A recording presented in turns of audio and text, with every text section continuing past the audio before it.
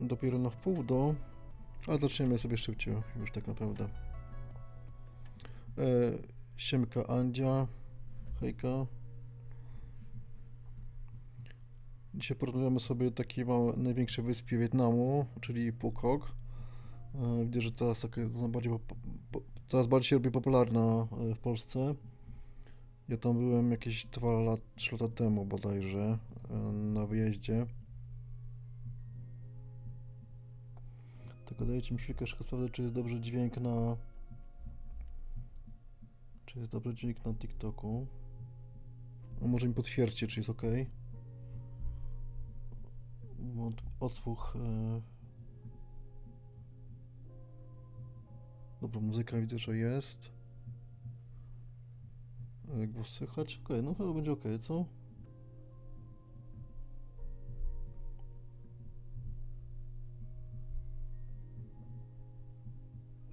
No dobra. Ktoś tam się pojawia, widzę, mało wskakuje, wiem. Mówię, to nic nie pisałem na ten temat, że coś tam dzisiaj będzie puszczone.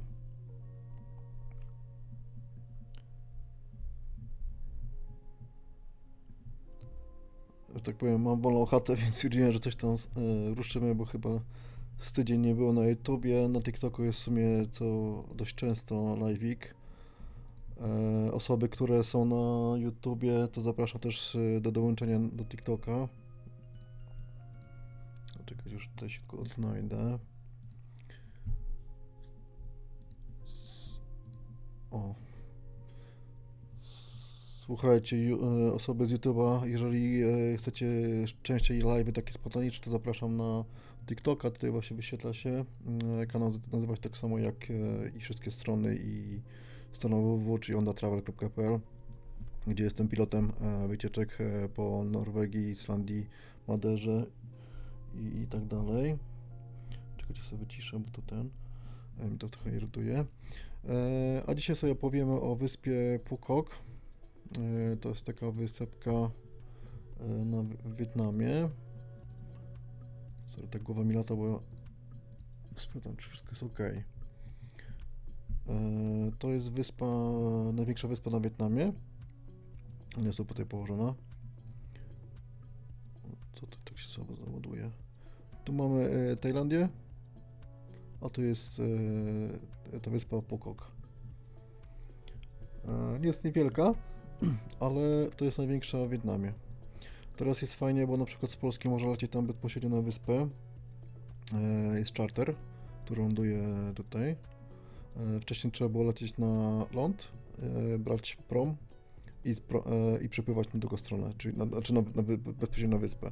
A teraz to jest ułatwione, bo jest bezpośrednio lot na wyspę i to tak naprawdę od czasu po pandemii to się zaczęło. Ja też tam byłem właśnie w tym okresie popandemicznym i no nie było jakoś dużo ludzi, ale aktualnie, no nie wiem jak tam jest, ale wiem, że jest dość popularna teraz ta destynacja. Tak pokrótce, co to jest w ogóle za miejsce. Czyli powie jeszcze tam 500 km, no 600 powiedzmy, tak? 150 po długości. Populacja 189 tysięcy.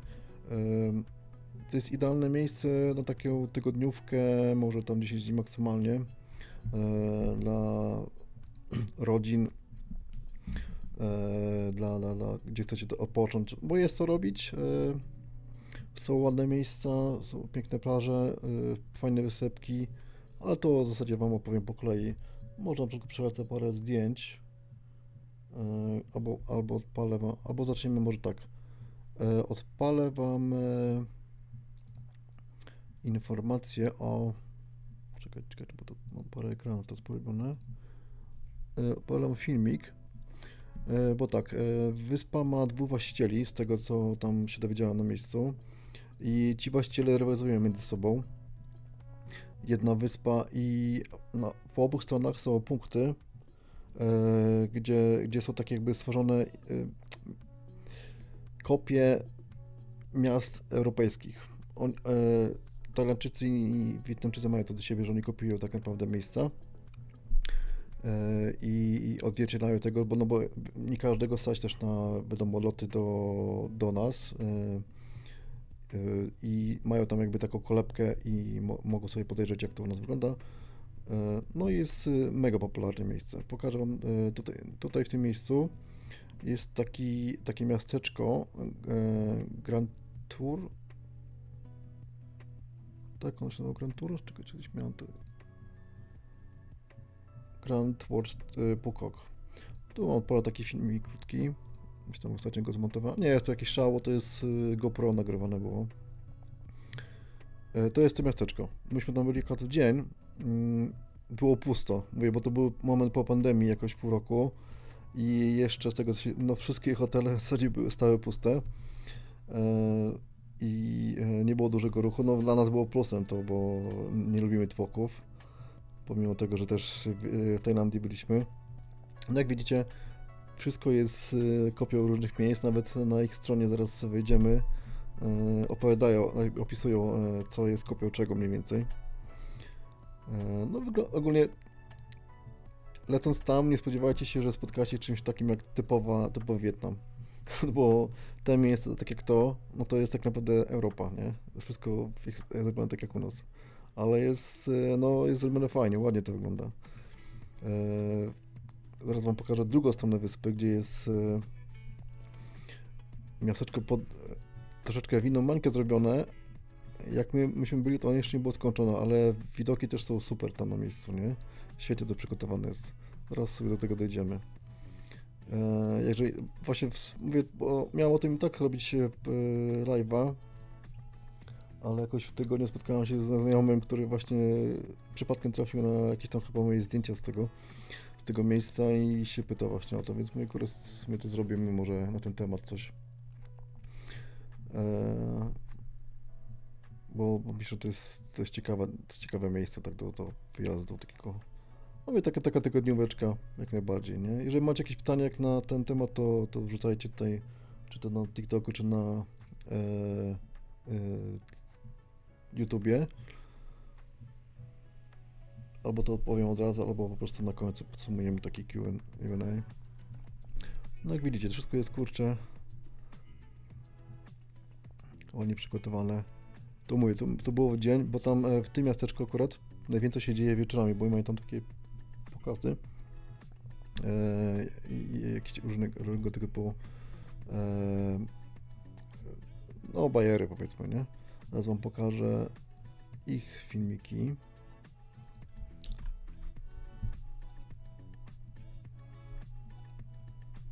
Jeszcze sobie przejdźmy, to jest taki world tour po całym tym miasteczku, nie? Nie jest jakieś duże, a obok zaraz jest kolejny taki plac zabaw jakby. Jeszcze chcę pokazać.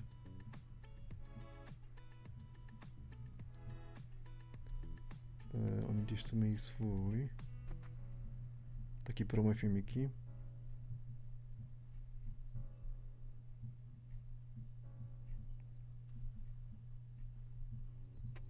Wszystko w ogóle? Słychać mnie dobrze? Witam, Anna, aktywna na wózku, siemanko, cześć na TikToku. O, Witek wskoczył. Widzicie, taki spontanik w sumie wyszedł. Chcę Wam pokazać jeszcze, jakie oni tam mają te atrakcje wieczorowe. Tam jakieś takie pokazy ogni, wiadomo, też jest fajnie zrobione. To mam taki film, teraz go odpalę, zobaczymy, czy jest coś ciekawego. W sumie jest drona. No zaraz tylko zobaczymy. Bo i też mamy takie inscenizacje tam jakby kulturowe.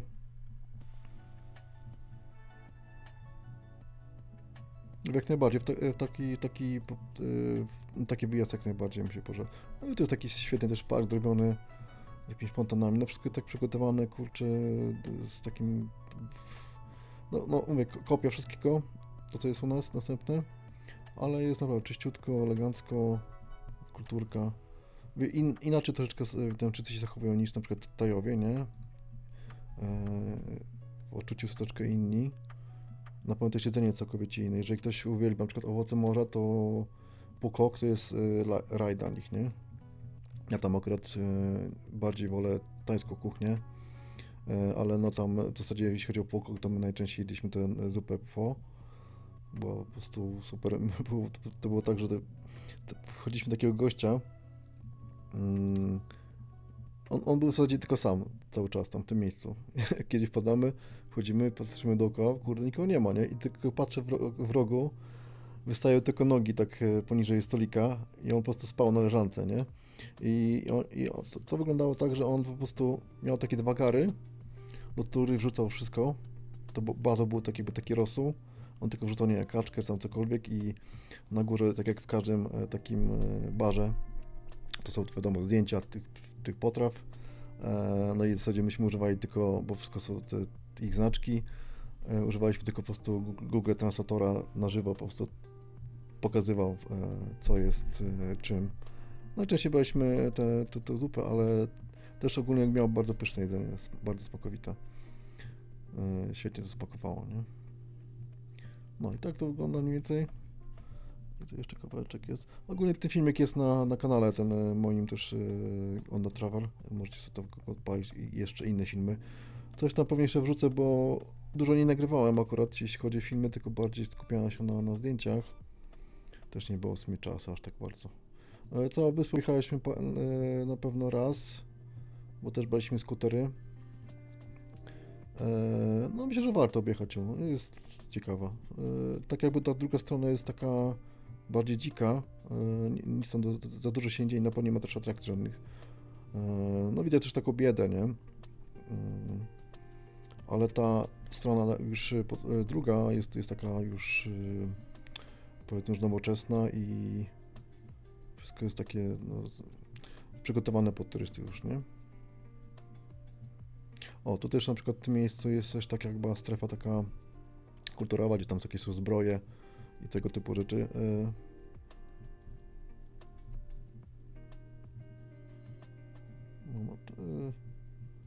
Pogodę też mieliśmy fajną. Pokażę wam inny filmik z drona, jak to wygląda. Ktoś coś słabo ładuje dzisiaj. Jak zwykle w niedzielę. O, to jest to całe miasteczko. Do operator specjalista. Nie jest jakieś wielkie, ale to też są mieszkalne domy.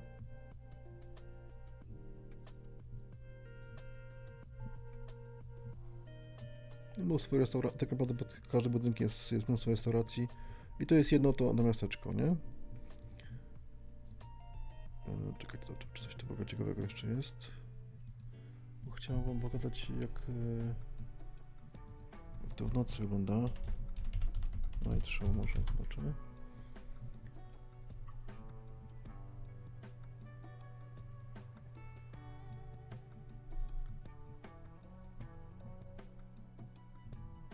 O, mam coś tutaj dla was. Nie jest jakiejś super jakości, ale może...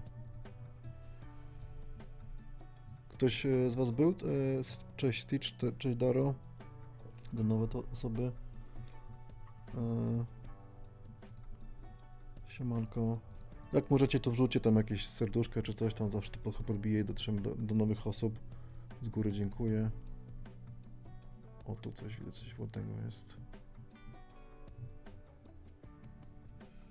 Bo myśmy nie mieli czasu, żeby tam jeździć po nocach, bo to jest był kawałeczek drogi, a my tam jeździliśmy na skuterze. Taksówki były dość drogie, z tego co kojarzę.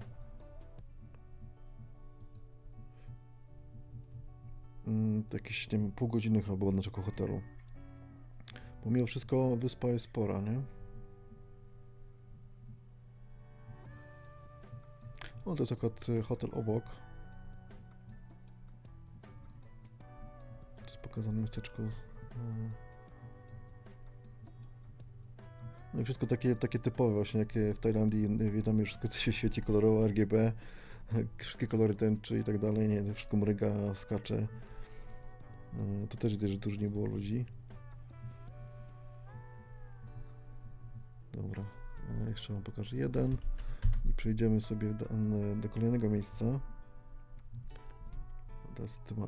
Teraz jest jakby z dołu.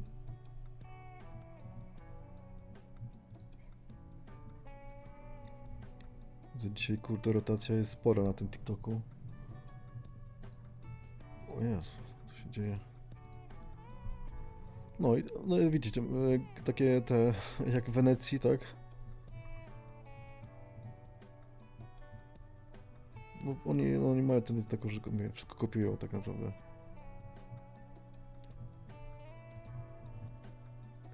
Jeśli tu gdzieś będzie jeszcze show.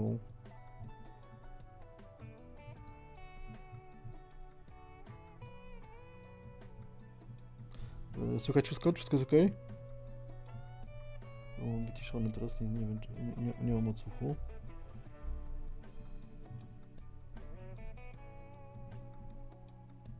Coś tam leci chyba.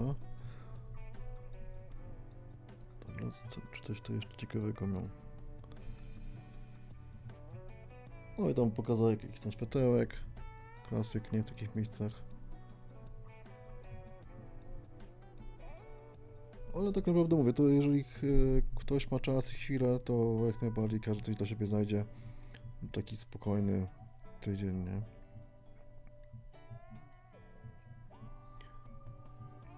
Myśmy chyba tam byli, chyba leciliśmy z Warszawy, z tego co kojarzę, jakimś czarterem. I tam byliśmy chyba 10 dni. No i takie tam pokazy. Nie wiem, czy będzie coś z tym takim wojennym show.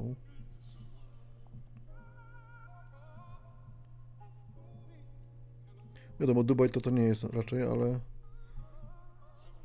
też jak widać coś tam się starają, nie? Ogólnie wstęp jest tam, nie jest jakiś super drogi. Nie wiem jak to wygląda wieczorami, ale wchodzicie po prostu jakby na teren obiektu, czyli tego miasteczka i tam możliwe, że takie dodatkowe show w tym miasteczku, gdzie jest te wojenne klimaty, to tam podejrzewam, że jakiś show, to możliwe, żeby jest zamknięte, bo tam są takie bramy. No, to mamy, powiedzmy, że mamy to. I mówię, ten park jest tutaj w tym miejscu. Gdzieś tutaj był.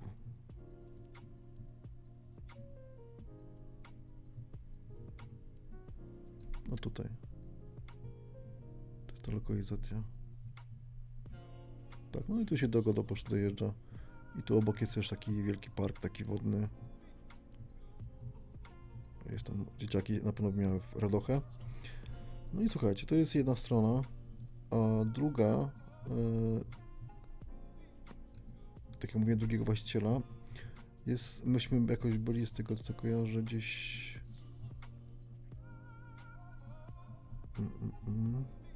chyba gdzieś tutaj w tym miejscu mieliśmy hotel i to było blisko tego night marketa, czy tak jakby centrum tej wyspy. A pokażę wam to drugie miasteczko. Mam gdzieś to chyba nawet jeszcze foteczki.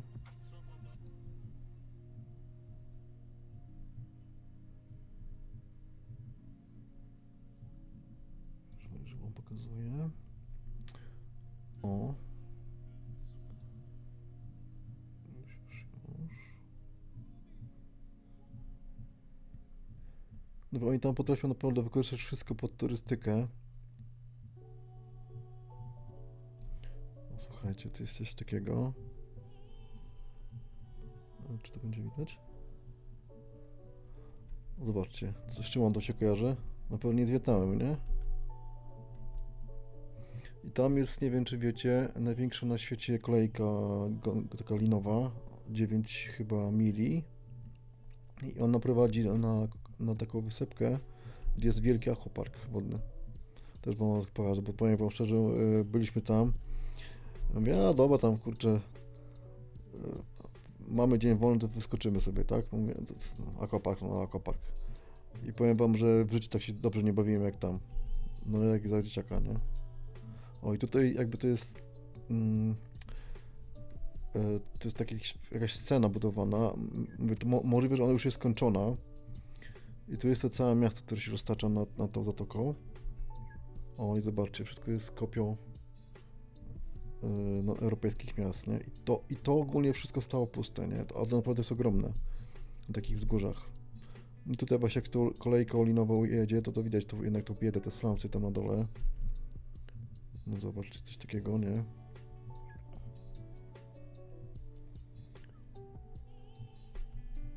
O i tak to wygląda jakby z gondoli. I pełno tych łódeczek, tych kolorowych, rybackich. W zasadzie tak naprawdę, jeżeli się idzie na plaży, to jest ich mnóstwo potem na wodzie i świecą się tymi światełkami zielonymi. Nie wiem, czy wiecie, dlaczego takie światełka są. Ogólnie chodzi o to, że oni tym kolorem zwabiają wszystkie te rybki, jakieś tam kraby i tak dalej. One po prostu tylko lgną i wtedy oni wyciągają te sieci i wyławiają to wszystko.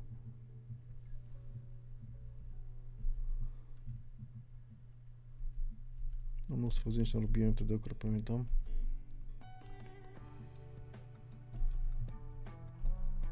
To Karolina, a tu już jest przy tym aquaparku.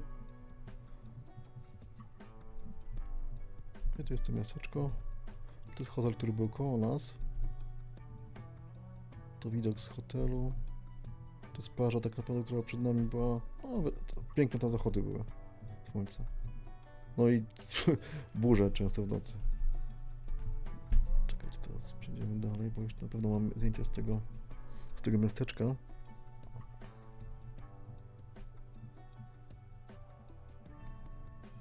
Na przykład to zobaczcie takie sobie hotele, nie? Bo to była kolonia tak naprawdę, nie? Więc... O, to na przykład taki bar przy hotelu.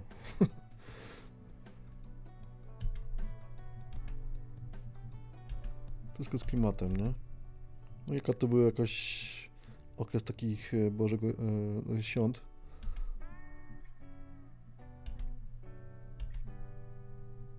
To chyba był nasz hotel, tak. Ogólnie wszystko tak fajnie zrobione. Czekajcie, jeszcze poszukam. Zobaczmy, czy może są jakieś filmiki z tego parku. Może już jest to skończone. Czekajcie.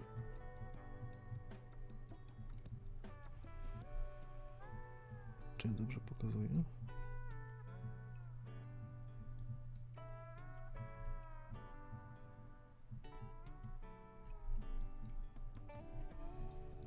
Nie, to będzie jednak chyba tu. A, tutaj, sorry, ja to źle pokazałem, to tu jest wszystko. To miasteczko. Zobaczymy, czy coś się zmieniło. O, już chyba jest otwarte.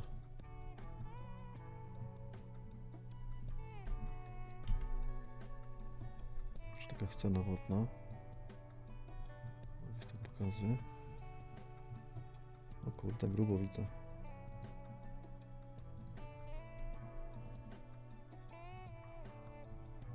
Zobaczmy, co to jest. Aha. No to może coś ciekawszego będzie. No, takie typowe tam tańce dla turystów. Tak jak w Tajlandii, czy tam w takich ciepłych krajach zawsze jakieś są pokazy z ogniem na plażach i tak dalej, nie? To jest klasyka. O. Czekajcie, to były wirtualne, czy nie? Poszukamy może...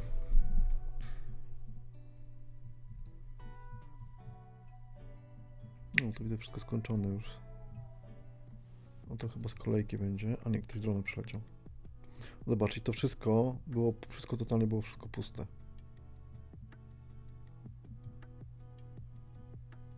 I tu się zaczyna kolejka. I tam na końcu ostatnia wysepka to jest właśnie ten aquapark. Ale kurczę, gość poleciał taki dystans, to... Dron mu doleciał.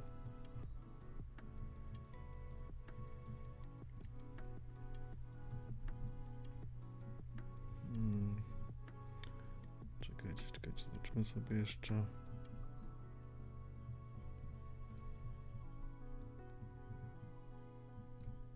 Tutaj no, ogólnie to jest ta główna droga, gdy się wmierza do tego miasteczka. I w zasadzie to wszystko, co tu jest, te budynki, czekajcie, co może postawimy panoczka, to wszystko stało puste, to było ogromne. A coś nie bardzo chcę. Czemu?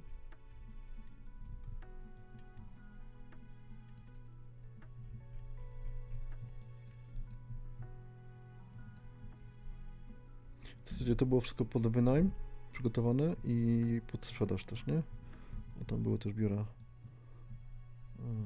Ale tak w zasadzie jak tu się stało, to były takie właśnie te slumsowe takie baraki tak naprawdę. O, czekaj, to w ogóle nie ma jakieś... Zobaczmy, co tu będzie. To raczej nie jest stamtąd.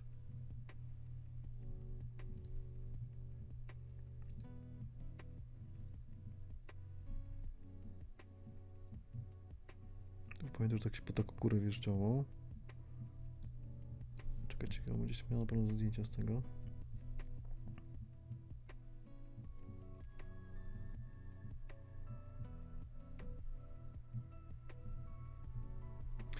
Wam pokażę coś ciekawego jeszcze. Odnośnie tego, co mówię, że turystyczne wykorzystanie wszystkiego. Muszę przejść przez te zdjęcia, bo tu mnóstwo tego jest. Wszystko jest ok? Słychać mnie? Dajcie znaka. Bo teraz tu kurczę. Siemanko wszystkie na TikToku, widzę też na YouTube ktoś jest. Siemko jeszcze raz. Gdzie się pojawiają osoby. Ale nikt nie lajkuje, nie daje reakcji. Jest mi przykro. Dobra. O, dobra, mam tu foteczki z tego miasteczka. O, tak to jest przygotowane wszystko. To jeszcze wszystko prace trwały nad tym. O, to jest widok z tego właśnie punktu, co wygląda na końcu na mapie. Tam bywały właśnie takie slumsy bardziej. O. No to już tu widać właśnie te slumsy takie. Tu tak naprawdę mieszkają, no, pracownicy, no i ludzie, którzy to po prostu tam mieszkają, tak? A to, co widzimy po tych domach, to są inwestycje i punkty dla turystów tak naprawdę, albo jakichś no, bogatszych osób, nie? O, Karolina.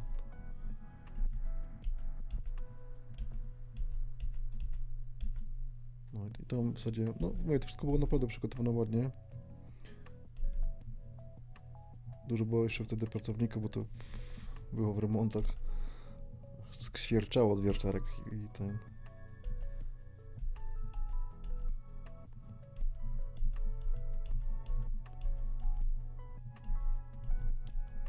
Sorry, bo tu dużo zdjęć zawsze robię. Ale jeśli chodzi o fotogeniczność, to punkty są super. Słoneczko zawsze jest. Zobacz, jak to wygląda, nie? Teraz na pewno to wszystko wygląda jeszcze lepiej.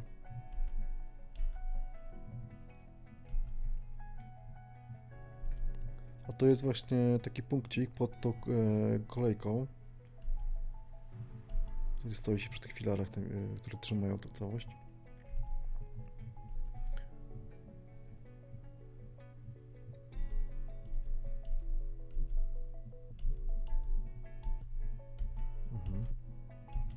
Model, kurde.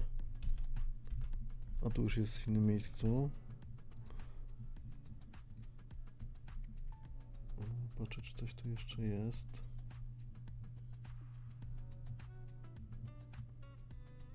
Tu jeszcze nie, ale jeszcze wam pokażę fotki z tego Garden.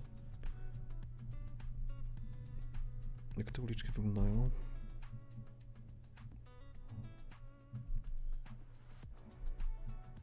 No zobaczcie, no to jest tak jak właśnie topowe tam Wenecja i tego typu, nie? Kolorowe.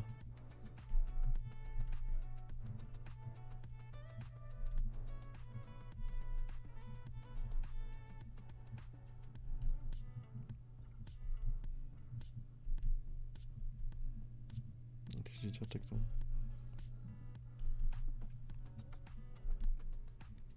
No i dzięki temu, że to był taki okres właśnie popandemiczny, to nie było tam tłumów, nie? To nawet pogadaliśmy tam z lokalsami z obsługi, to mówi, że po prostu jest zamknięty, wyspa była przez... Jak myśmy byli, to już się to skończyło, a Chiny na przykład były zamknięte jeszcze pół roku, nie? A to w zasadzie były takich ich głównych klient.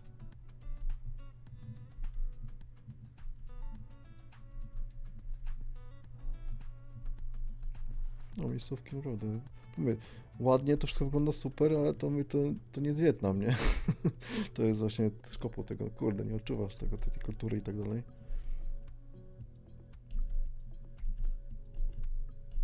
No ale mówię, to taki tydzień sobie pośmigać to jest okej, nie? Na pewno z dala od takich tureckich klimatów, gdzie jest gwara, hałas i tego typu i naganianie, tam czegoś takiego nie ma.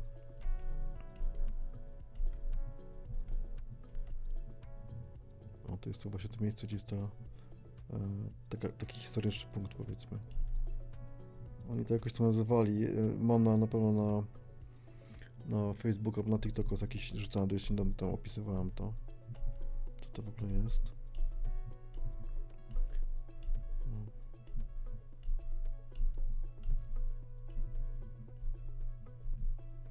Sesję. Zawsze przywozimy dużo zdjęć, tylko ja mam najmniej. O, i tutaj jakieś właśnie elementy uzbrojenia.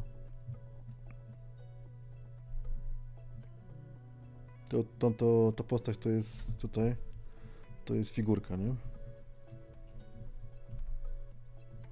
No bo to już jest inne miejsce. Patrzę, co tu jeszcze jest, ok. No i słuchajcie, mamy to. I tu jest ten port, gdzie się zaczyna wyprawa kolejką linową.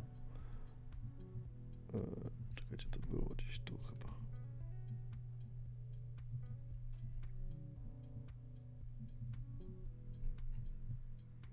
Czyli tu macie te pilary. A, czy ono tutaj musi być? To jakoś autobusem przejeżdżało? Aha, tu jest to. Czy jest może jakieś 360?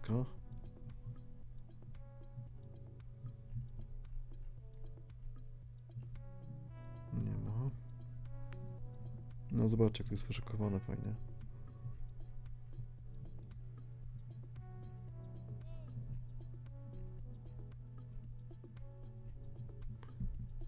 Dobra.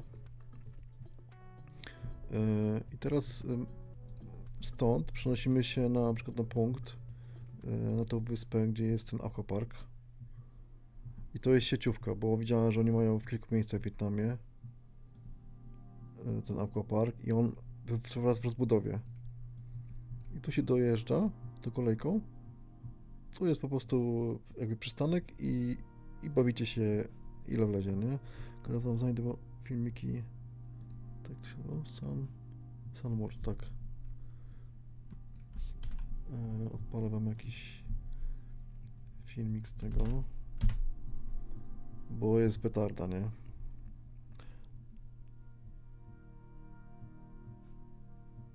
Tych atrakcji jest mnóstwo, te zjeżdżalnie, ja takich nie widziałem, nie? Możliwe, że tam w tych naszych, tych największych jest coś takiego. Czekajcie, wyciszę. No to klasyka. No i to jest mnóstwo różnego rodzaju zjeżdżalni. Siemka jeszcze raz wszystkim, siemka. Anna na TikToku, aktywny na wózku, siemanko jeszcze raz.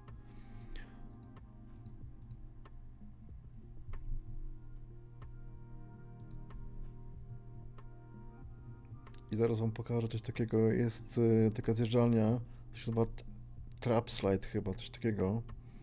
Ale ja przeglądałem potem filmiki z czymś takim i nigdzie czegoś takiego nie widziałem w innych miejscach. Bo no w Dubaju, nawet w Polsce coś takiego jest. Ale tak jak tutaj, to na żadnym filmiku nie widziałem tego, bo zaraz wam powiem, o co chodzi. O, to park jak park. Czy to jest to? To chyba jest ta wieża od tego trapa. To zaraz wam pokażę, o co tu chodzi. Tam jest chyba z 5 czy 6 pięter. Trap, czy będzie? Bo nie można było nagrywać.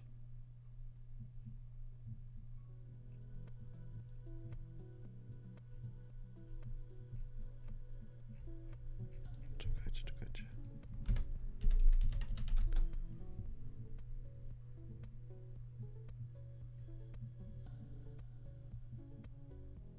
O, ten gość też pokazywał fajne.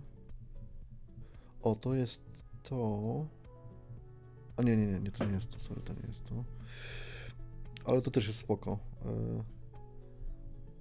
A tam trzymacie się tam musi być chyba 4 osoby.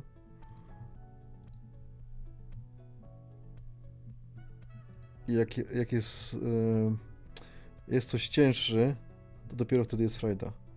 Bo to tak zapierdziela po tych i naprawdę tak właśnie do góry podlatuje, ale jak jest mały ciężar ogólny, no to jest, nie jest aż tak mocno, nie?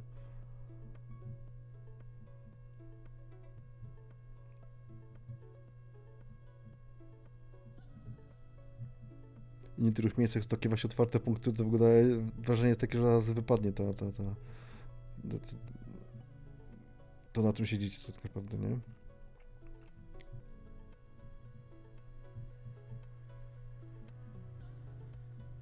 Są niektóre naprawdę duże, ale są też takie szybkie, że po prostu jest uderzenie, nie? Właśnie jak ten trap.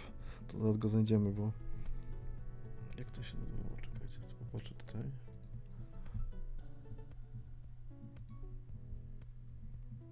Trap... Jak to się nazywało? Kurczę, teraz... Jak nazwość?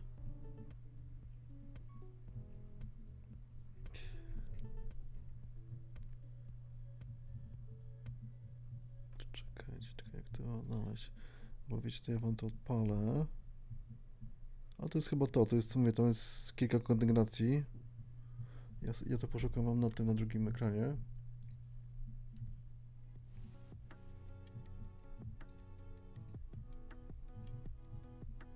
O, tutaj też na przykład takie wózki są. Tylko jak myśmy byli, to niektóre atrakcje były zamknięte. Nie wiem, to chodziło, czy chodziło o godzinę. Czy po prostu tak... Były oczywiście też objaśnienia. O, ta jest też dość szybka, ta zielona, ale ta żółta była najszybsza, ten trap.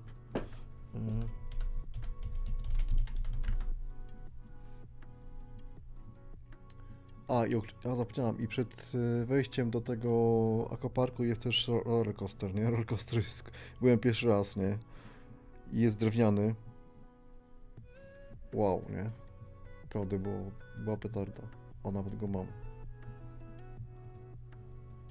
Nie wiem, ja byłem pierwszy raz na rollercoasterze i byłem, wow, zajarany, nie? Tylko nie wiem, czy bym powtórzył na jakimś takim hardkorowym. To nie był aż taki rzeźnicki, nie? Ale... To sobie zobaczcie.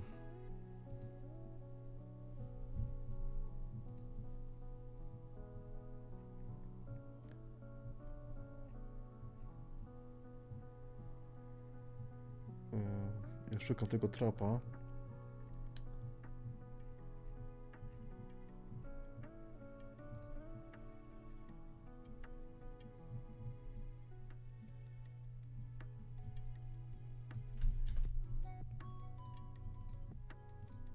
Kto to ze mną jest? Na YouTube ktoś tam chyba się pojawił.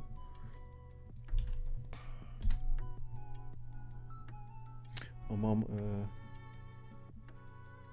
z tego miejsca.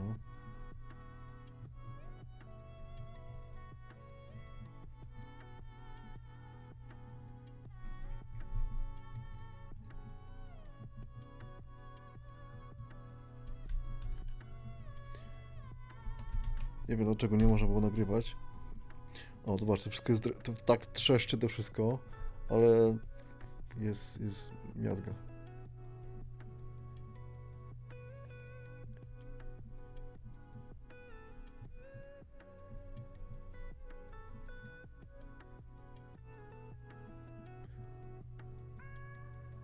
O kurde, to chyba będzie co?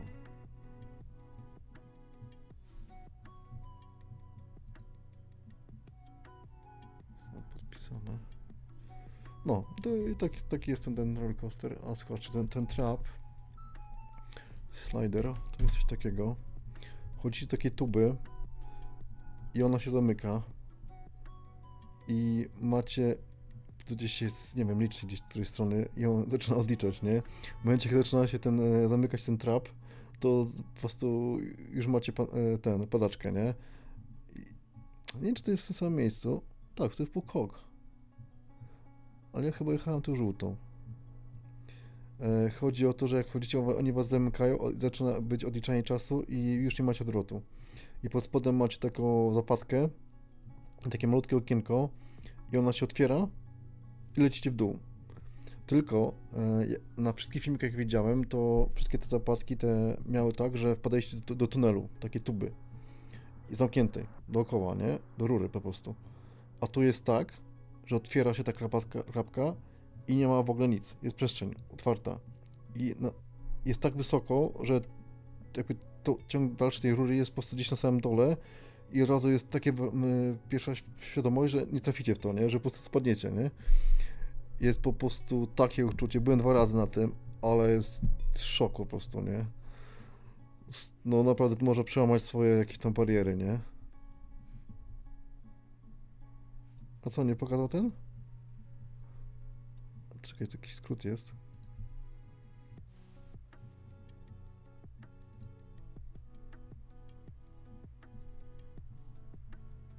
A, okej, taki review.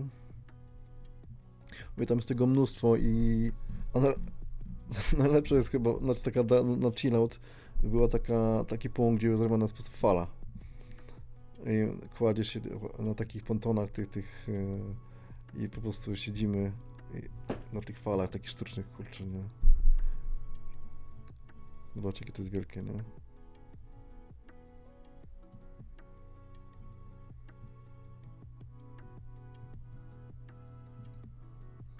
O. Teraz tu jest też fajne, takie nie wiem, czy to było to, bo po prostu leży się na brzuchu, na takich, trzyma się takie podkładki. A tam widać, że oni to jeszcze rozbudowują, to jest będzie jeszcze większe. Z którego to jest? A, to z zeszłego roku. No zobaczcie, jakie te, nie? Aha, to oni chyba wchodzą na do tego trapa. Tak, tak. Czekajcie, czy on to pokaże? Bo tam kobiety to tam dlały, nie? Niektóre i uciekały, nie? Ale jak już wejdziesz, to już koniec, nie? Tak, bo kamera, wiecie, tej wysokości nie odda.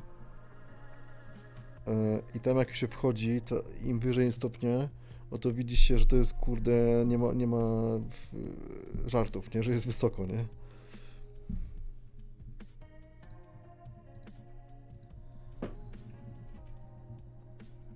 No i czy wchodzi w taką tubę.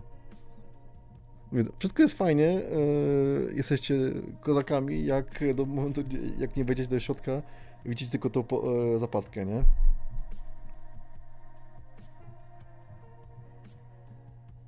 No, ten już tam dyga.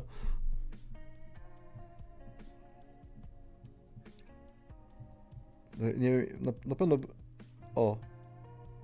Odpuścił. Nie wiem właśnie jak to jest, jak ludzie mają panikę na przykład, albo klaustrofobię, nie? To naprawdę, na pewno były sytuacje, że ktoś spanikował i coś odwalił, nie? O, i leci się, nie? Zobaczcie jak to jest szybko, nie? My tu tej wysokości nie, to jest naprawdę cholernie wysoko, nie? No i szkoda właśnie, że nie można było nagrywać coś jakby kamery nie można było trzymać w środku, nie? Czekajcie, co tu? Może pokażę coś, kurczę.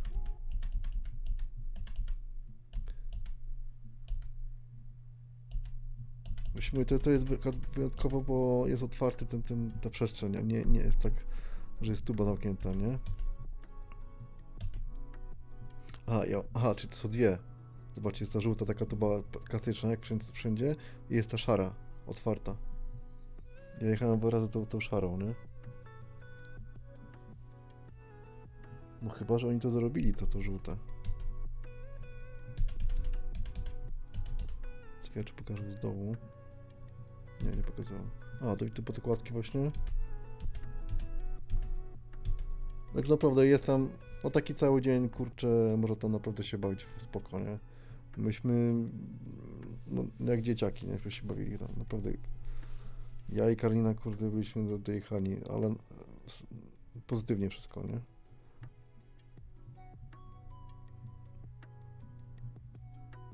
I tam oczywiście są godziny podane tam, kiedy ta kolejka wraca, w zasadzie, no on cały czas lata, nie?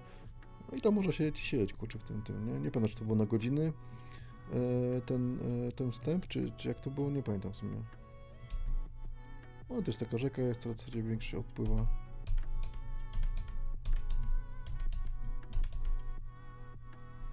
No tam, czy to fale pokażą? A, jest oczywiście też taki punkt, no potem na zewnątrz jest takie chilloutowe punkty.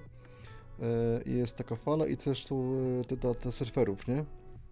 Te fale, że można po prostu potestować sobie tę technikę. No, ale ogólnie naprawdę świetna sprawa, nie? O, to czekajcie, jest filmik po tym miasteczku. Z kiedy to jest? Rok temu. To jest chyba tam... Aha, to ta kolejeczka. O, z tej gondoli, jak to wygląda, nie? Znaczy, ile tych kutrów rybackich jest, nie?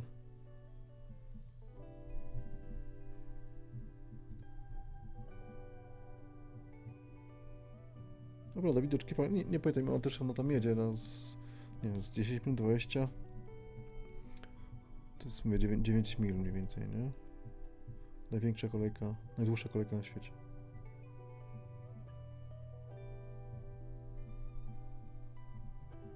Oczywiście klimatyzowana. To też jest bardzo ważne akurat przy takich upałach, nie?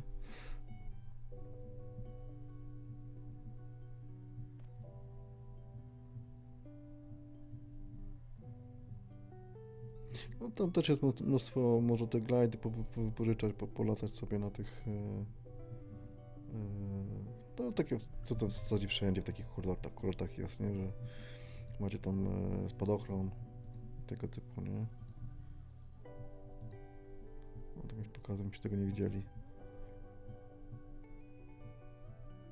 Może to jest po prostu jakieś dni określone, nie? No i mnóstwo takich właśnie. I też tam jest taki punkt widokowy, taka kolejka się wjeżdżała tak do góry takim, no, to jest jakoś przed wejściem do tego. O, dobra, to już widzieliśmy.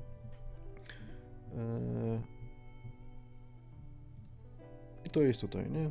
Ten cały obszar. I tu jest takie właśnie miejsce, gdzie można sobie chillować. Tu jest ten roller coaster. A tam po prostu nie było czasu, żeby na to zobaczyć wszystko, bo to jest no, to dosyć spora wysepka. I tutaj też można sobie wynająć taki rejs na te małe wysepki. Myśmy byli na któreś. Kurczę, nie wiem, czy to było to. To jest jakaś większa. Ale też są oczywiście takie snorkeling że macie nurkowanie w takich maseczkach.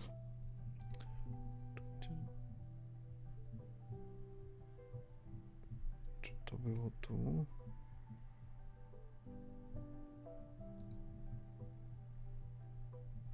Nie, chyba to nie było to.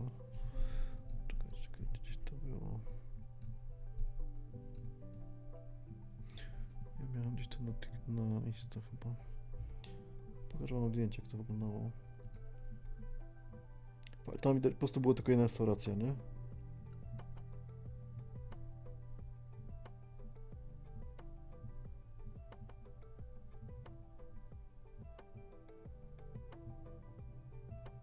No już tylko oczywiście przygotowane pod ludzi, pod turystów. O takim czymś się przypływa po całym takim dniu takiego pływania nie wiem, po nurkowaniu i tak dalej, nie? I potem się przypływa, wszystko jest rozwalone, zaraz wam pokażę. Czekaj, bo przykład potem jakieś widzę prywatne bardziej zdjęcia. Jakichś osób, nie chcę tam pokazać. Tam ogólnie się spływa tak naprawdę na koniec i jest po prostu wyżerka, nie? I mamy tam jakieś, nie wiem, godzinę czy dwie i możesz sobie pochodzić po okolicy, nie? Pomoc w ogóle super dojechany.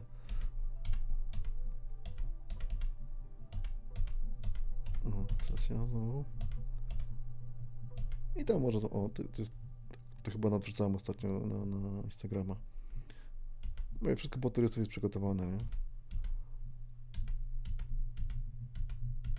Takie klasyczne, to jest, no. Ale ładnie, naprawdę spoko.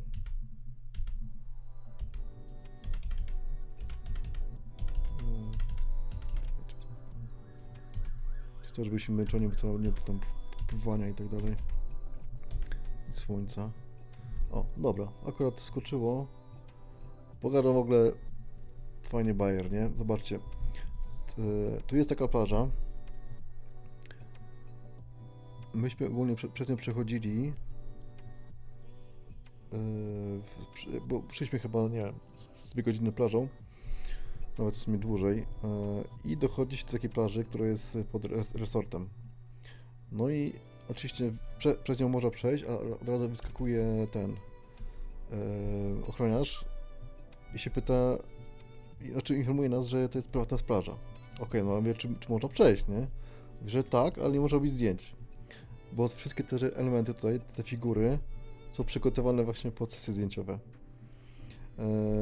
I mówię, dobra, to wrócimy kurczę wieczorem, będzie ładniej pewnie, nie? No i przyjechaliśmy na zachód słońca. Masakra. I tam było ludzi, tam po prostu przyjeżdżały autobusy Chińczyków i ogólnie turystów, żeby robić sobie zdjęcia na zachodzie słońca, nie? Bo tam były tłumy i każdy płacił, była kasa do tego resortu, tylko właśnie po to, żeby zrobić sobie zdjęcie na tle tych rzeczy. No kurde, no. Jakieś takie pierdoły, nie? Ale fakt, że to robiły, na zdjęcia fajnie to wygląda, nie? Tak jak było w dzień. Takie schody tam. No myślę, że każdy coś dla siebie znalazł, nie? Czekajcie, bo to kurczę.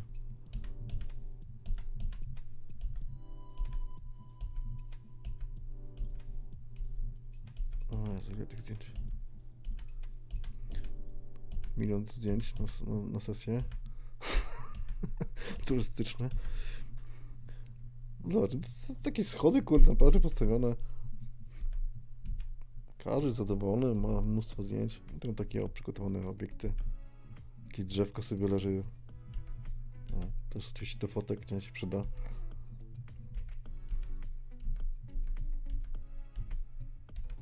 Dobra, bo to kurczę. Czekać może. I będę pokazywał tego czasu tego samego. Bo jeszcze mamy te zdjęcia właśnie z wieczora przy zachodzie. To już chyba było później. Tu jest jeszcze mało ludzi. To jeszcze było w dzień, widzę. Okej. No ale zobacz, tak proste rzeczy, nie? A naprawdę robią robotę, jeśli chodzi o zdjęcia. No to wiadomo, to przypomina bardziej ten Pink Floydów jakiś tam. Okej, czekaj. Jest mnóstwo takich rzeczy przygotowanych. Jeszcze był taki... O, to takie coś na wzniesieniu. Takie też schodki tam na górę. Kurde no. Ktoś naprawdę to przemyślał, żeby na to zrobić kasę. Ale no mówię, tam autobusy przyjeżdżały codziennie. O, jakaś huśtaweczka. No to już było na zachodzie właśnie, to już... Wiadomo, robiłem zdjęcia tak, żeby nie było ludzi w tle. Ale tam, no uwierzcie mi, to były tłumy. Zaraz wam znajdę, gdzieś widziałem, że mam filmiki stamtąd. Takie tam z telefonu.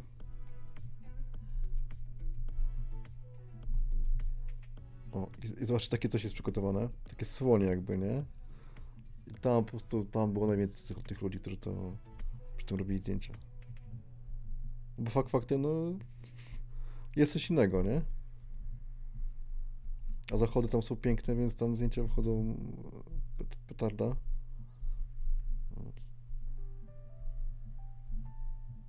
I oczywiście w kolejkach sobie, żeby tam podejść do jakiegoś tam obiektu, nie? Żeby co na tym cyknąć. Czekajcie dalej. Cyk, cyk, cyk. No i to widać, o. Fajne, co? Takie duperele niby, nie?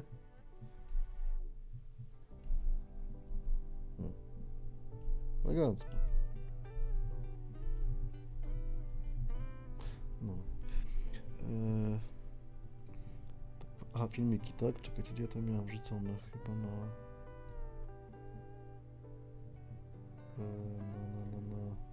iClouda.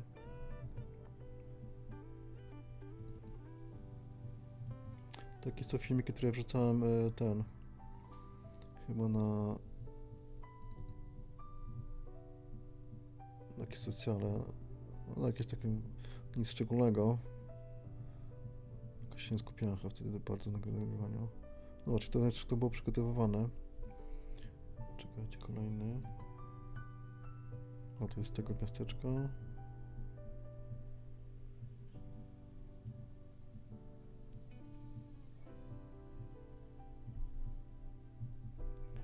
Jesteście, widzę. Jakieś serduszko, jakbyście mogli tam kliknąć sobie. Tak się w ekran tapuje, to się uderza, nie? Ja też tego nie widziałem na początku. A, takie tam opierdoły. Czekajcie, bo ja lecę po kolei, żeby potem już się nie cofać. No a tak to wygląda jakby okolice, po prostu ulica główna, nie?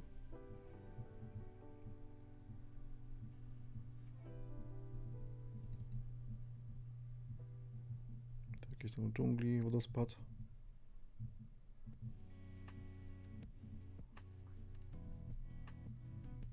Chyba gdzieś mam na kanale nawet a nie, to mam z plaży akurat filmik taki dłuższy. Okej. No, nie mam za dużo filmików z tego akurat. Z tej wyspy.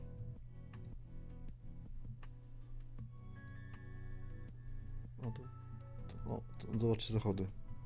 Tam akurat przechodziło było taka knajpa też tam, powiedzmy jakiś taki beach bar. No nawet się nazywa Sunset Beach Bar. Mega klimaci, pełno basenu dookoła.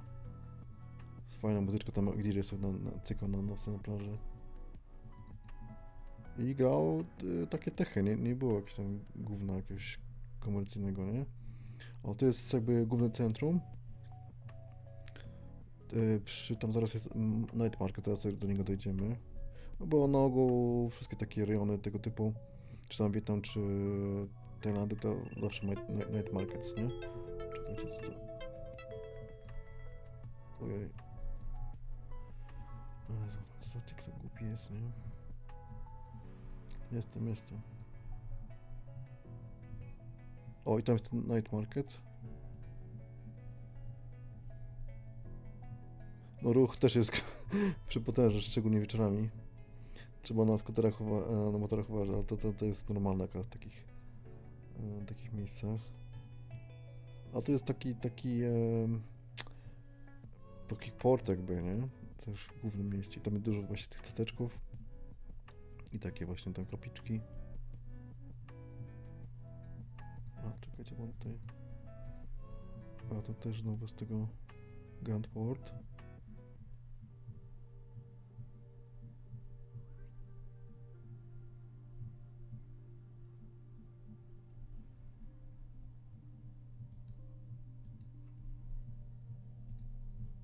Co to poszło?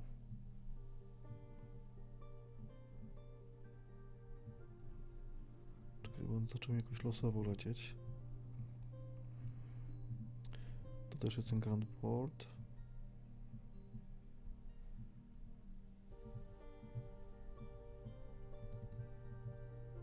To też. Czy to już jest to drugie miasteczko?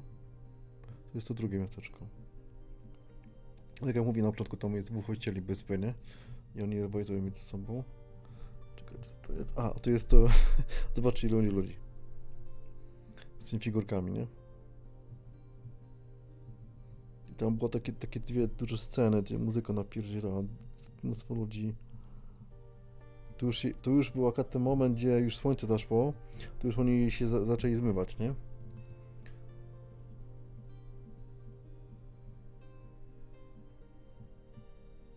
W zasadzie, mówię, przyjeżdżał autobus 2 albo 3, tylko po, żeby przy zachodzie słońca, nie? Foteczki. Tam filmiki jakieś, nie? O, to też jest ten pomościk przy tym. No zobaczcie.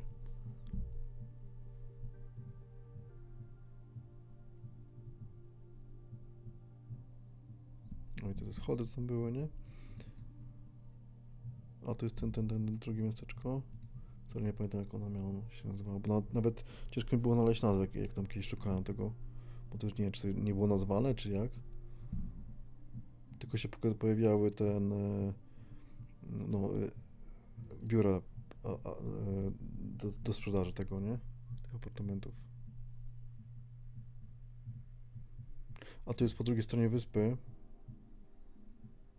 Jakieś takie bary jakby, nie? Ogólnie tam, po drugiej stronie tam dużo się nie dzieje. O, to jest ten Night Market. To zawsze chodziłem takie babki na kokosa, nie?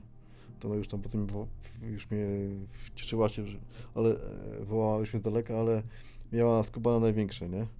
No i to też takie, a to właśnie wszystkie te bary i tak dalej. Mówię, ale no były jakieś tam dziwne rzeczy tam do zjedzenia, ale mówię, jak ja bardziej jednak wolę kuchnię tajską niż tą wietnamską.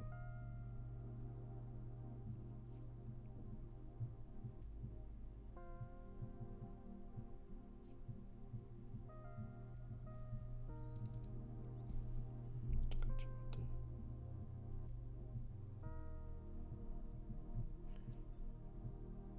to też jest po drugiej stronie. Po prostu jedziesz sobie raptownie jakieś kurcze zjazd jest, powiedzmy w jakąś stronę i tam jakiś taki bar gdzieś. Tylko przez to, mówię, że to był popandemiczny okres, to było po prostu pusto po tamtej drugiej stronie. Wszędzie. A, to znowu ten wodospad.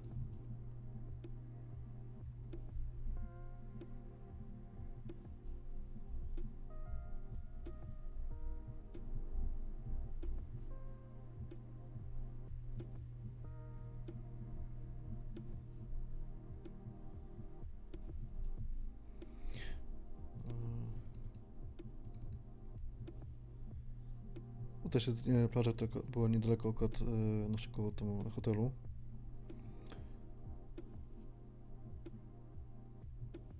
To niesamowite były burze wieczorami. Przeważnie było tak, że padało w nocy, nie?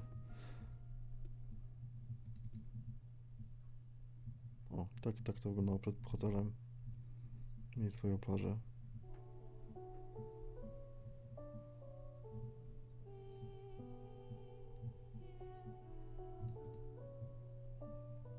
Night Market.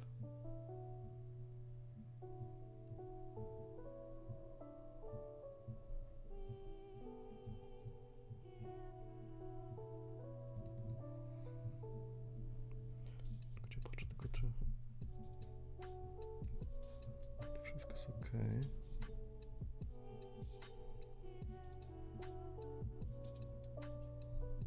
Dużo oczywiście też turystów takich europejskich, nie? I Amerykanów też. Dobra, to chyba będzie wszystko. Jeśli chodzi o filmiki. Zobaczyć co tu jeszcze, jakieś fotki były chyba. Popatrzę po fotkę, będę wiedział co wam jeszcze pokazać. Okay. Tak w ogóle byście się tam chcieli wybrać? Na wysepkę, Puko?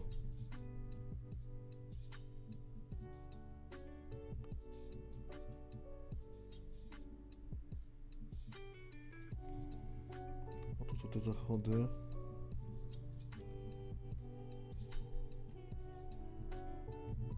Gdzie sobie otwieram, kurczę. To są te zachody słońca fajne, kurczę tam. O. Ach, to ja pokazywałem już. Dobra. I słuchajcie, tam też w takie miejsce, takie tam... kurczę, nie pamiętam jak się nazywało. Takie parki, nie? Są takie o rzeczy. To też było po drugiej stronie wyspy.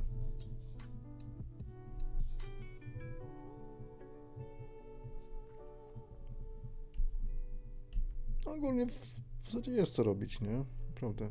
Te parę dni, no taki tydzień do 10 dni, to tam jak na spokojnie to atrakcje sobie znajdziecie do roboty. Myśmy tam nie narzekali, cały dzień wyjeżdżaliśmy na motorku i... A to w tym... Teraz właśnie ciekawe... Aha, to było... Tam jest jeden szczyt, takiej skały, gdzie widać panoramę jakby, ale myśmy tam w końcu nie doszli. Czasu nie starczyło. Ale tam też jest tak jak tutaj, przy dżungli się przechodzi takim szlakiem. A mówię, taka wilgoć tam była, kurczę, tak było gorąco.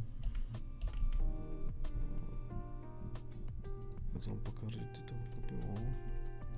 To co pokazywałem teraz, to było gdzieś tutaj z tej strony. Tak, czekajcie, waterfall.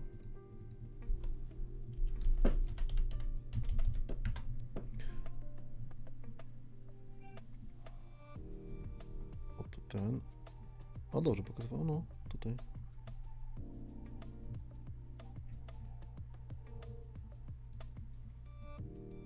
No. I tutaj gdzieś... To co się dzieje, tak samo się ładuje.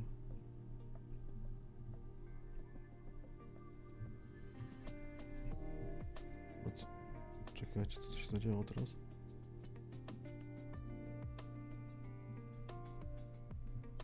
Co on mi pokazał w ogóle? Czekajcie, coś źle tu ten...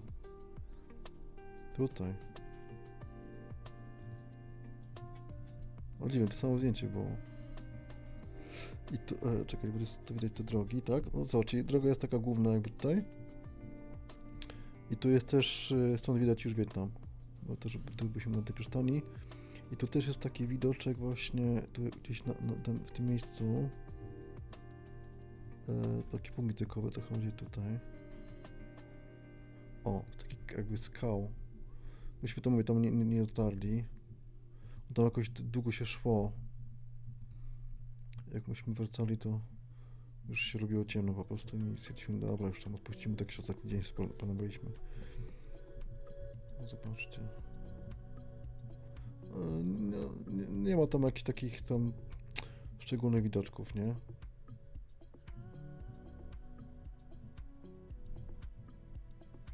Jest dość płasko w tym regionie. Tu już jest w zasadzie widać na lotnisko, nie?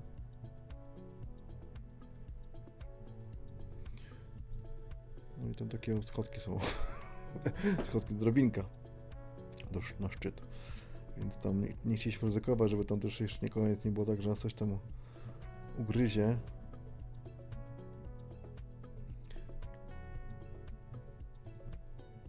No. Ale wam powiem akcję. Jest taki ziomeczek z tego Scrossa. Mówię, myśmy jechać 4 razy w Tajlandii i nigdy nas nic nie ugryzło, nie? Nawet kurde nie widzieliśmy czegoś takiego tam szczególnego, jakiegoś tam czy robaków, czy tam, nie wiem, węży, no wiecie, tego to się każdy obawia, jak jedzie w takie miejsca pierwszy raz, nie? I wyobraźcie sobie, że ziomeczek, on tam zajmuje się żeglarstwem i kurde, pierwszy wyjazd jaki miał i schodzili na lot na jakąś wyspę i mówi, że tak rękę wystawił ze skały, z łodzi i go coś uwaliło, nie? I go zrobił zdjęcie, okazało, że to jest wąż jadowity. Moja ręka mu zleciała raptownie i jak w sumie pokazał mi zdjęcia, to w zasadzie wyglądało jak ten grochodnik, nie? Macie to? Pierwszy jego wyjazd i kurde od razu trafił na coś takiego, a myśmy byli już 4 razy i nigdy na nic nie trafiliśmy, nie? Znaczy odpukać, nie?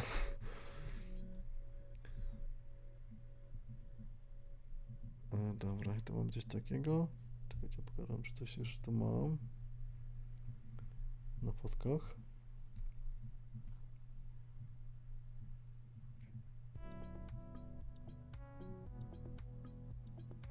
No ogólnie tam jak się spaceruje, to naprawdę są świetnie takie punkty przygotowane.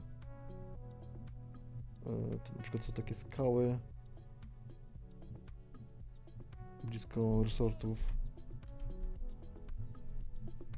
Też to całkiem spoko wyglądało. Czekajcie, żeby tam...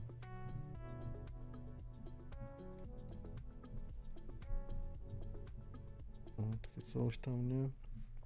Tam potem jakiś resortik przygotowany, jakiś plaża, no, przy plaży. Czekajcie, mi teraz Karina nie zjechała.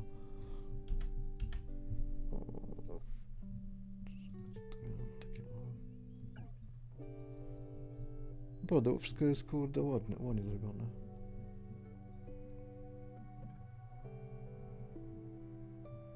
Albo tutaj no jakieś kurde deski postawione, czy łódeczki takie. Naprawdę świetnie klimat zrobiło, nie? Zobaczcie.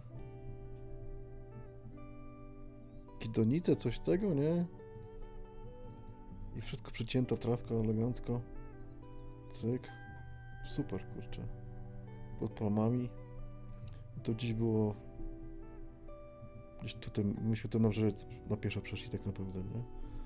Więc... tak, bo to było jakoś... Tam takie rozlewisko było, pamiętam. Tak, no tutaj jest rozlewisko, taki zalew jakby. Myśmy tutaj chyba doszli do tego.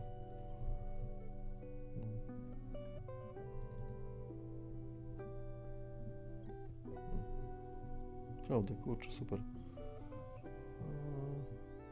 O, mamy jeszcze parę fotek, widzę, z miasta. I nam się trafiło, kurde, raz trafiliśmy taką babkę. Sprzedawała na ulicy. Pierwszy raz się takiego jadłem i pierwszy raz mi się trafiła taka tam ogólnie, bo tam w ogóle nie było takie, że tak jak mówię, to nie jest tak jak w Tajlandii, że była kobieta i sprzedawała takie... To były banany w cieście, ale to nie były takie typowe banany w cieście, tylko były takie...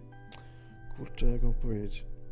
Tak jakby wziąć banana i go rozmasować i to jest taki długi język, taki cieniutki i tu jest w tym cieście na tym oleju, nie? I to było tak pyszne, ja wziąłem od razu chyba 3, kurczę, kupiłem, nie? Bo pierwszy raz tylko trafiłem na tę kobietę. O, to jest ten night market. No bo tam jest mnóstwo rzeczy, które tak można no oczywiście też jest tam też robactwo i tak dalej, ale dużo jest owoców morza, bo to jak widać same kutry, tam wszystko się na tym opiera. To się śmiało, że pieski czekały już na kolację, w sensie, że one były kolacją. O, te kokosy ja zawsze brałem, tych babeczki tutaj na takich stolikach.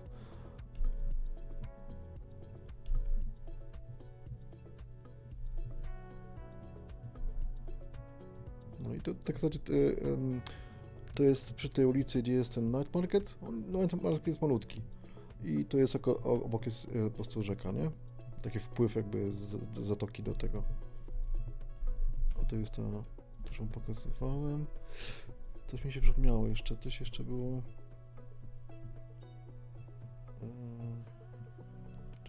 Czekaj, te zdjęcia. A, jeszcze czekajcie, drugą stronę wam pokażę. To jest akurat też przed hotelem, akurat był zachód piękny. Ale pokażę wam jeszcze z drugiej strony. O, to jest na przykład to drugie nabrzeże, tam gdzie jest widać już ląd, czyli Wietnam. Jakieś takie, o tam... Po prostu jakiś pomost w dżungli. Pozer ten, to fotek pozował. O, to... Jakieś tam restauracje, tam mówię, tam nikogo nie było kompletnie, nie? Wszystko opuszczone, jak wyglądało jakby, nie? Ale klimat spoko, pod wodeczki jakieś tam sobie trzeba trzasnąć. To już jest to, co widzieliście.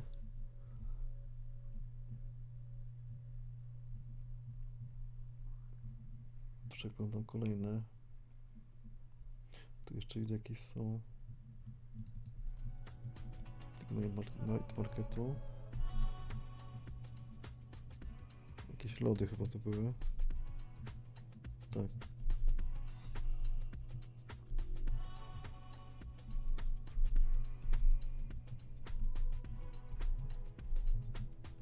Aha, to już też było.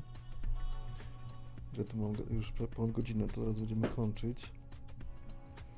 Nie ma też co aż tu męczy, która to godzina jest przed 10.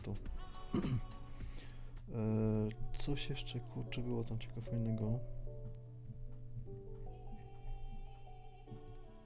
Czekajcie, bo tych zdjęć jest mnóstwo.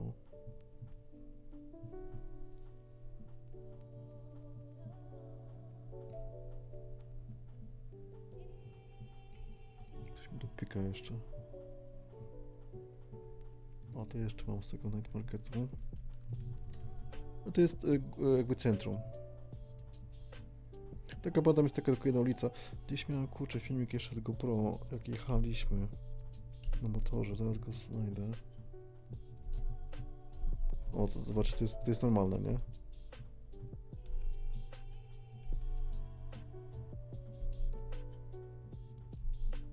O, te psiaki.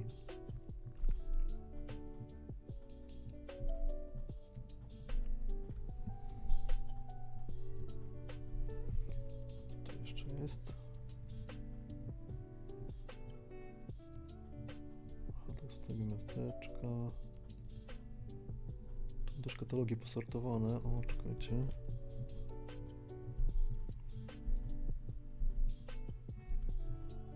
O, i te takie budynki, to było ich mnóstwo. One były po prostu wszystkie puste.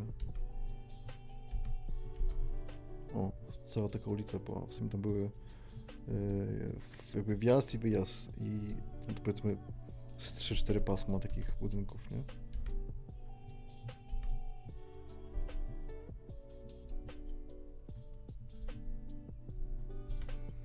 Okej.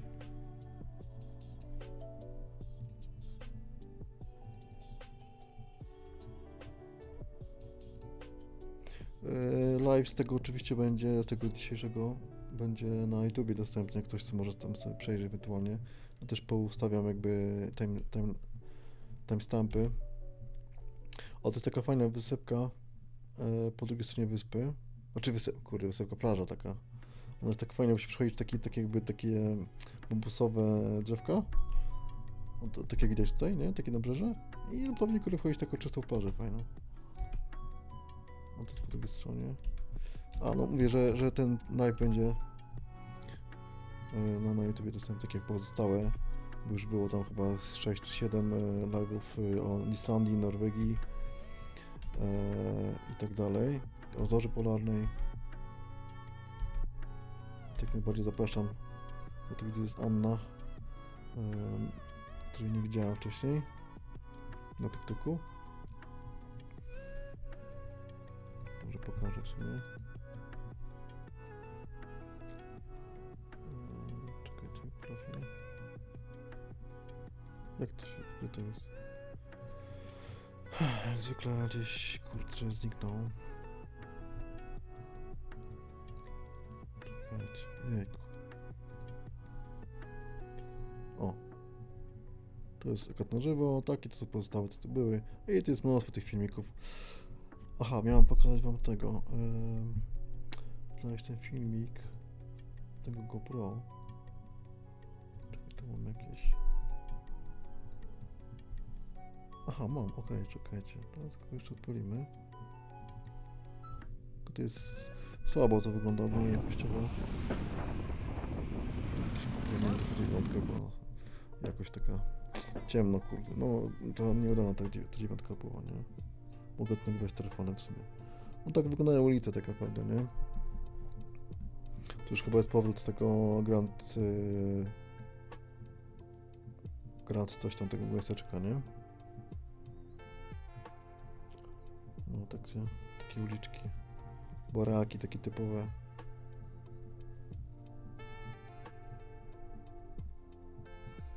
No jest ruch chociaż nie czekać, to jest normalnie chyba. Zawsze się teraz mylę, czy to w Tajlandii jest odwrotnie, czy to jest odwrotnie. Kierowca, bombowca. A i tu macie też odliczanie. To jest fajne, mam powiem. To naprawdę to jest kurczę przydatne. Nie trzeba uważać, bo te motory i to wszystko jest z każdej strony. A powiem wam, że na przykład tam też pipczą, ale nie pipczą bez powodu. Jest pipczenie, na przykład oni się sygnalizują czymś takim, nie? Że nie jest tak, że po prostu jak kiedyś jakiś bazaru, nie wiem, w Bangkoku, tam po prostu pipczą, nie? A tu jest tak, że on jak po prostu jedzie za tobą kogoś motorem, albo gdzieś z boku i chcecie wyminąć albo zrobić manewr, to on ci informuje pipczeniem. Nie jest tak, że on po prostu sobie pipczy, nie? On podjeżdża, pyk, daje ci znak, jestem za tobą, nie? Informuje cię i ty już wiesz, że ci nie zaskoczy w jakiś sposób, nie? I to jest fajne. Tak, jak nie ma potrzeby, to naprawdę nie używają tego klaksonu, nie?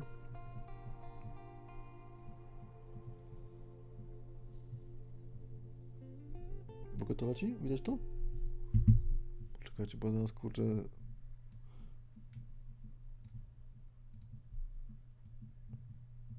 O, tylko to się tu... Siemka Astro. To jest ten... Wietnam... Phuoc. Wyspa największa.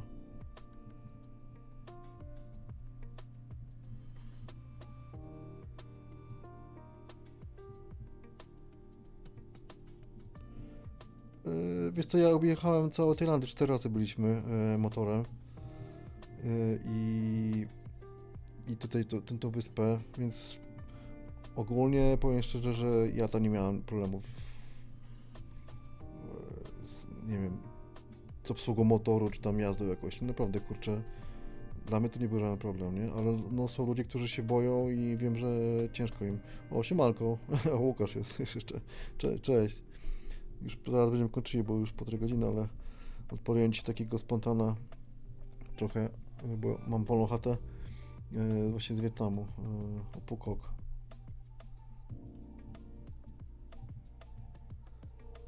No to co oglądam akurat przejazd tam po uliczkach tego miasteczka, a czy tej wyspy.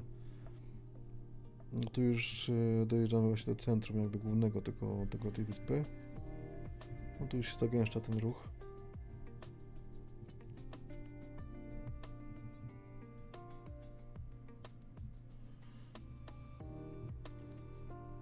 No wiadomo, ale też oczywiście co wiadomo, trzeba mieć oczy wszędzie, nie? Bo to może być wszystko, kurczę, nie? A powiem wam taką ciekawostkę, że na przykład osoba, znaczy mi się zawsze zastanawia, jak oni sprawdzali, wiesz, wypadki, nie? I taka babka w Tajlandii do nas mówi, ona zawsze patrzyła tylko na nas, nie? Sorry, tak. Mówi, że ona nigdy nie sprawdzała na motoru, nie? Mówię, kurde, o co chodzi? Mówię, jak to jest? Nie patrzysz na motor, że ktoś porsuje albo coś, miał wypadek? Nie, no ja przyjaciel widzę, nie? Ale o co chodzi? No ona, bo wiadomo, na krótki rękaw, i ona widziała po prostu, czy mamy pozdzielane łokcie, czy kolana, nie? Bo to jest najczęściej się zdarzało, że po prostu jak się wrócił, no to nie ma opcji, zawsze miał te pohartane kolana, czy tam łokcie, nie? No ja tam nie miałem sytuacji z wypadkiem. Raz tylko jakoś w zeszłym roku, tam ostatnio to byliśmy tam w Tajlandii, nie, kiedy było? Rok temu czy 2 lata temu, no to przy takiej górce, to już na samym końcu, gdzieś tam w jakiejś totalnej dziczy, w buszu, startowaliśmy, tam taki piach był, nie? I nam trochę przechyliło nas, tylko na ręce się oparłem, nie? A tak to nie miałem odpukać żadnego taki kraks. O kurde, Łukasz, zaszalałeś jak zwykle, dziękuję, dzięki wielkie, kurczę. Dzięki.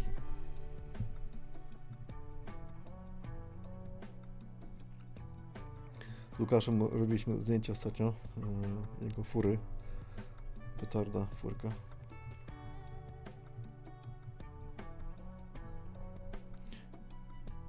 Rzuciłeś już, Łukasz, na ten? Na sprzedaż? Jeszcze mam jakieś, widzę.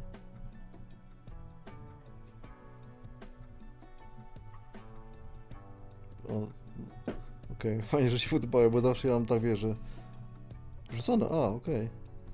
I zawsze mam tak, że wiesz, nie jestem pewien, czy te zdjęcia się nadają w ogóle do czegokolwiek. Ale taka fura, że ona tak fotogeniczna, że kurczę nie było opcji, nie? Żeby wyglądała źle.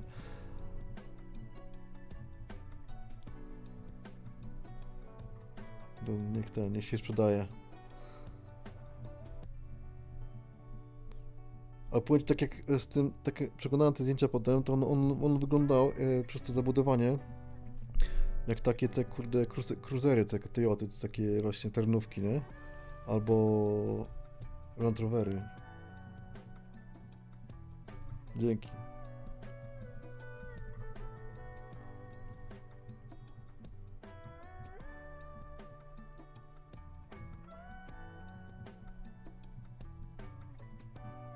O, tu jest też takie główne rondo, tam jest na nabrzeże się jedzie. Nie wiem, czy byśmy tu pojechali.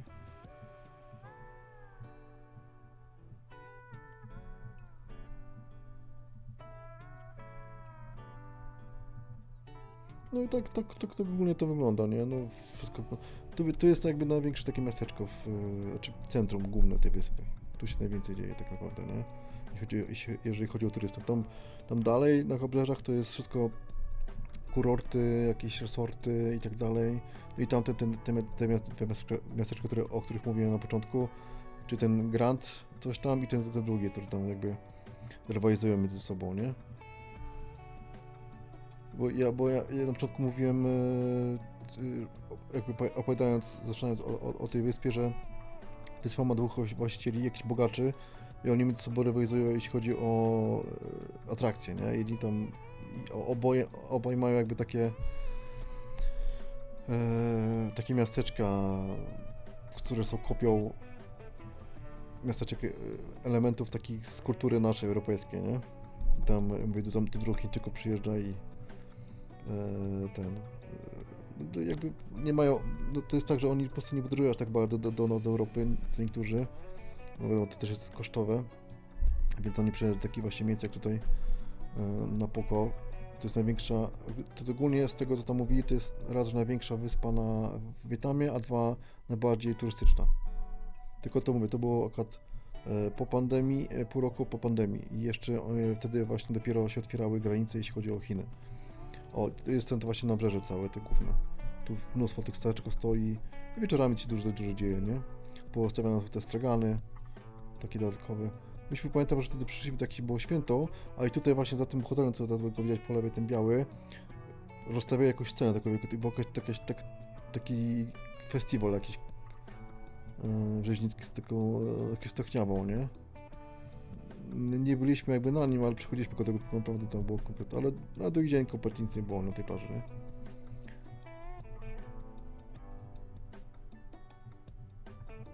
No może go w końcu obrobię ten filmik, tylko wrzucę na YouTube, bo tylko to dużo nie wyciągnął, bo to jednak tego GoPro jest słabe było. To nagranie jest takie ciemne, kurcze, szare jakieś, nie? Aha, bo tu zrobiłem kółko z tym rondem. Czekaj, czy tam dalej coś jest? Oj, tutaj zaraz będzie ta zupa, na którą chodziliśmy. To fo. To my to sprawdzaliśmy większość tych restauracji. Tu też, tu po lewej byliśmy, ale nie było jakoś szału. Najwięcej tak naprawdę zawsze jedliśmy na bazarze, tam na ten night market, nie? Tam najwięcej zawsze można spróbować ciekawych rzeczy, jakichś tak dziwnych. Nie było nigdy rewolucji, jeśli chodzi o jakieś tam gastro. A czekaj, to może będzie dojazd do tego, do naszego hotelu.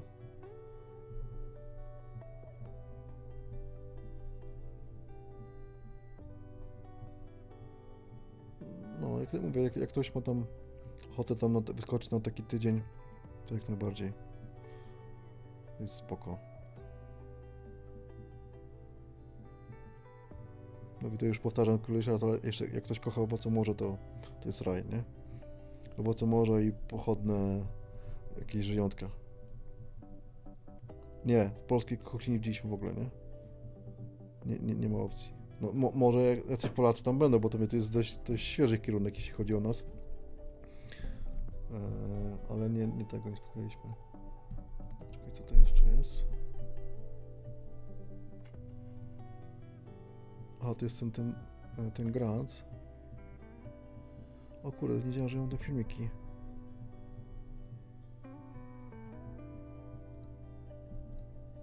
No ja wrzuciłem już ten filmik z tym Grandem na YouTube, a tego nie wiedziałem, że to mam.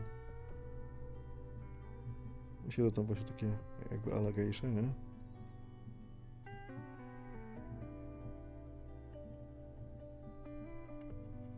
Bo takie są te wieże, jak w takich obozach, nie? Co to jeszcze jest? Aha, to już jest na zewnątrz.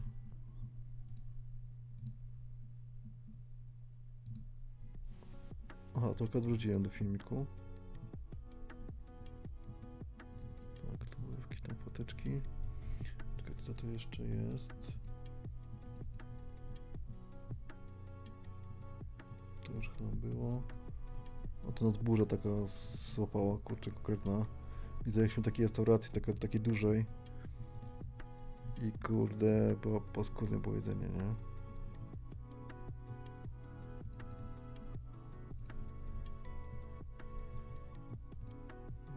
Czy coś tu jeszcze?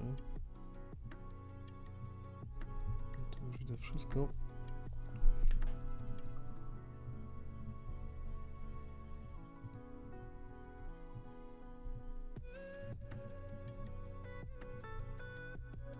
Czekajcie, co to jeszcze? Gdzieś tu miałem to zdjęcie z tego.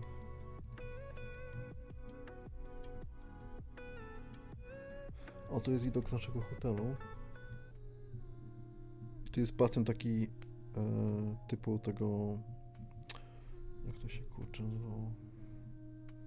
Że z taflą się łączy, nie? A i na dole był kolejny. I tam jeszcze potem niżej jeszcze dwa. Ale widoczki były zawsze takie fajne na te zachody słońca. Czekajcie, bo teraz przejrzę też te zdjęcia, które miałem w tych katalogach, bo może też jeszcze wam pokażę. A to już było. To też. Tak, i ten basen jest właśnie na górze tutaj, nie? Taki... Infinity to się nazywa.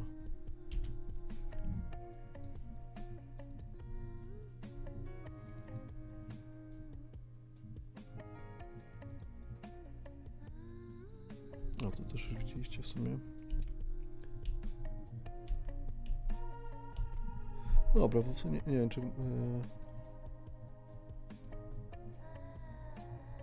Jakieś pytania ktoś ma odnośnie? Jeszcze pokażę jeszcze raz i to było, bo to widzę nowe osoby. No i tu mówiliśmy o tej wysepce. Czyli tu mamy Wietnam, tu mamy Tajlandię.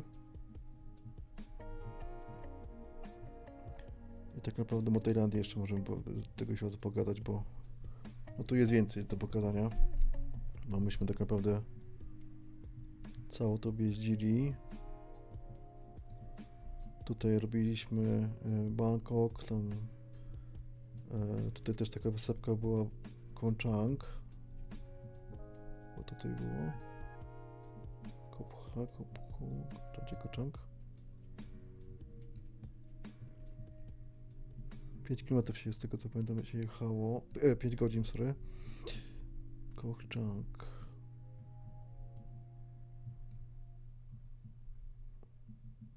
Kolan. Kurczę, ta wysepka.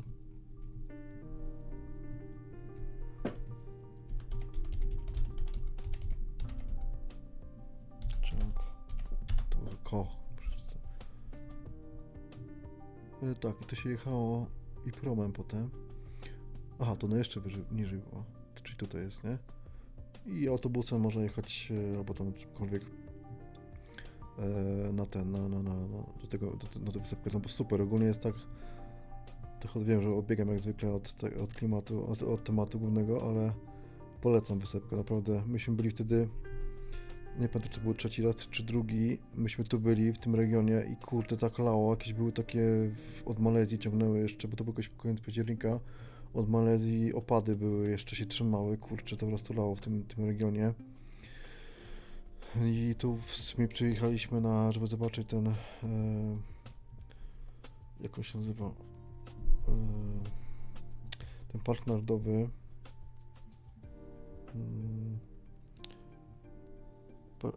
koło Sak.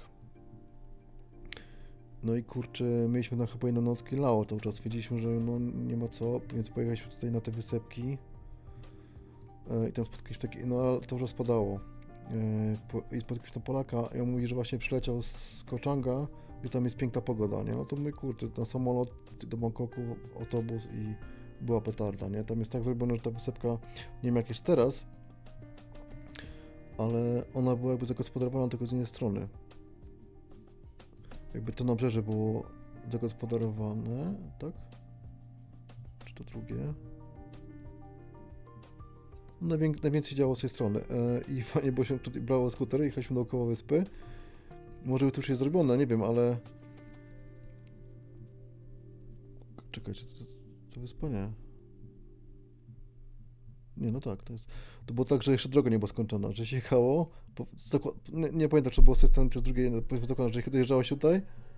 Mimo tego, że droga była z drugiej strony, to była po prostu odcinek nieskończony w lesie, nie w dżungli.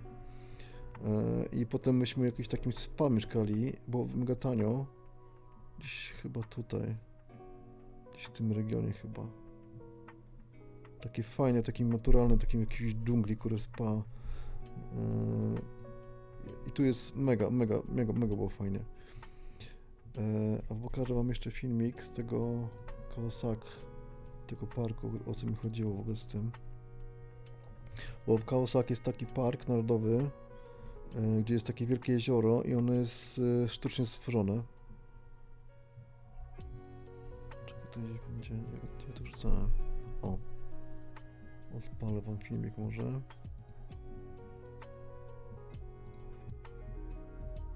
O!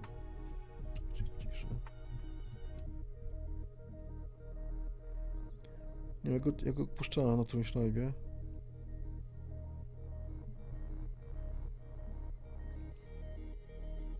No i płynie się takim właśnie tymi longtailami, czyli tymi długimi łodziami po tym całym jeziorze. No, ja byłem zawiedziony, nie? Tak się kurde jarałem, no to było tak... A chyba... Łukasz, ty nie byłeś jak ja to puszczałem? Byłeś chyba, to mi się kojarzy.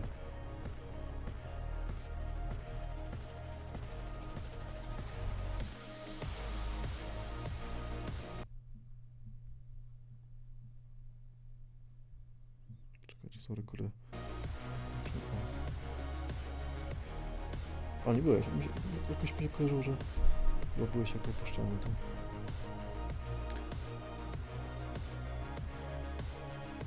I to właśnie jakby się, jadąc tam, dojeżdżasz takie tamy i ona jakby odgradza to jezioro od tego i tam jest taki klimat... A, jednak widziałeś, a no. Tam jest taki klimat właśnie taki komunistyczny bardzo, nie? Stoją strażnicy.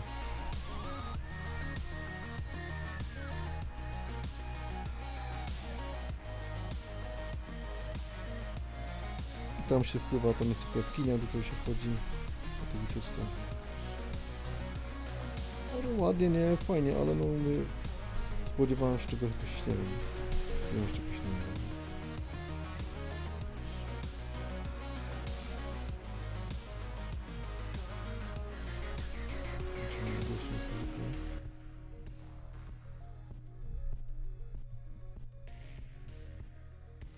O tak, i tam jest właśnie ta jaskinia, nie?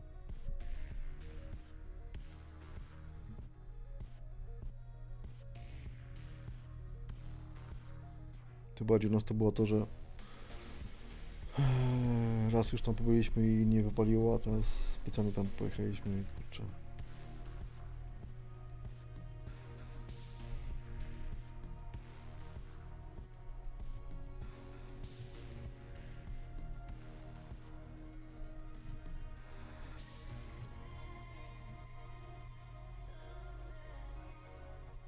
Która mam godzinę około 10. Czy w miarę okej.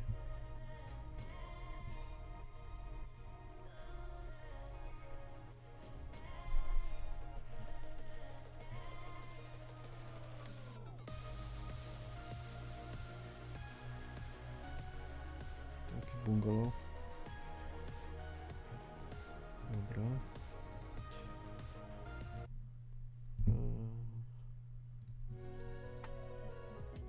Kto jeszcze nie wie, to zapraszam tutaj na TikToka. Na Instagrama też.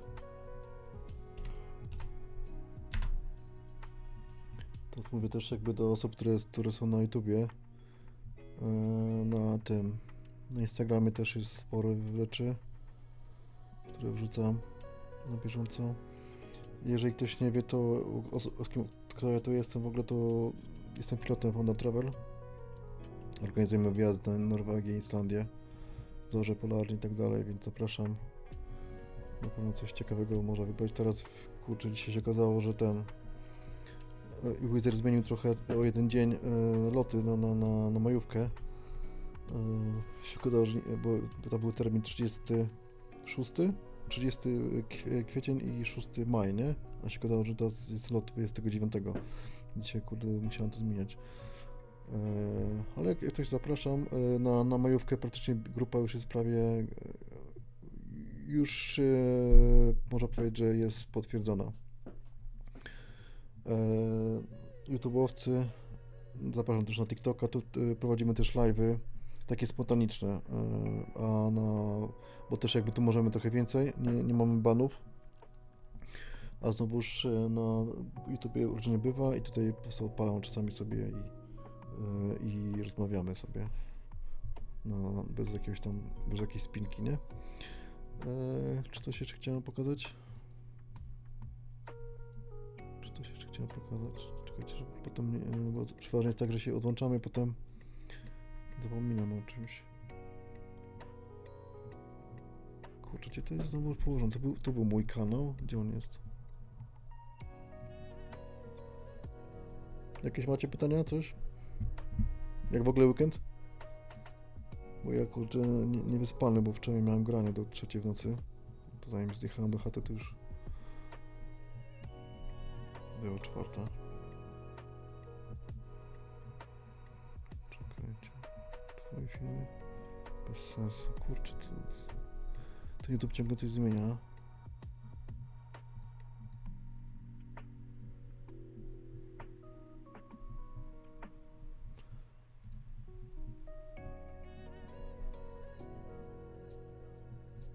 Czy ja coś jeszcze tylko miałem coś z tego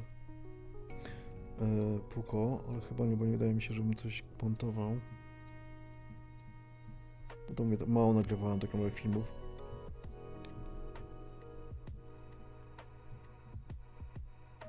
Ale chyba wrzucałem takie tam jakieś dźwięki same na takim kanale, tam w zasadzie nie używam. Tutaj chyba coś rzucam, wydaje mi się. Tak, no. To ogólnie jest ten zachód. O, po sobie dźwięk, wiecie, wody i tak dalej, nie? I cały ten zachód, jakby timelapse jest wrzucony. Można sobie obejrzeć, jak to przez 10 minut zachodziło słońce, ale kurde, ładnie to wyglądało ogólnie, nie? Zresztą to nie jest timelapse, to jest ogólnie film. To jest kanał Relax with Sound. I jeszcze... Aha, to jak padało, nas dopadło w tej dżungli. Ale to też jest tylko filmik, jak sobie tam woda kapie. I z plaży. Też zachód.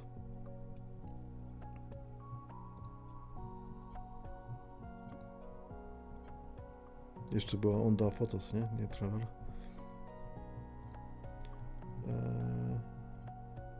I ten wodospadzik jest jeszcze obok. Potem byłyby dwa, to druga kaskada. Też jest nagrane, jak on tam sobie plumka. I takie skałki tam niedaleko resortu, w którym byliśmy. Też spoko. Jak ktoś do snu chce, to sobie może odpalić. No i dobra, słuchajcie, nie będę was męczył dzisiaj. Chyba, że chcę coś o czymś mam jeszcze pogadać. Czy w zasadzie wtedy bym musiał wyłączyć YouTube'a. I byśmy zostali ewentualnie na TikToku chwilkę.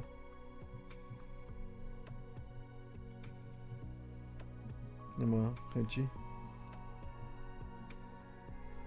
Tu powiem wam jeszcze, że teraz długo może będzie tak, że na Islandii znowu erupcja będzie. Zapowiadali, że na pod koniec miesiąca kolejna. I budzą się dwa wulkany. To jest z erupcji tam z zeszłego roku.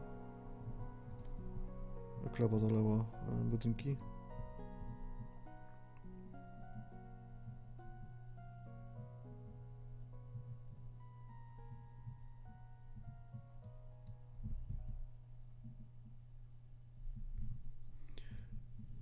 Pokażę wam gdzie to się dzieje.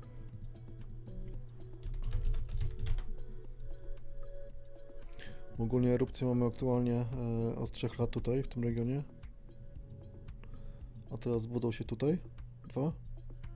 Znaczy jakby w dwóch miejscach są były wstrząsy.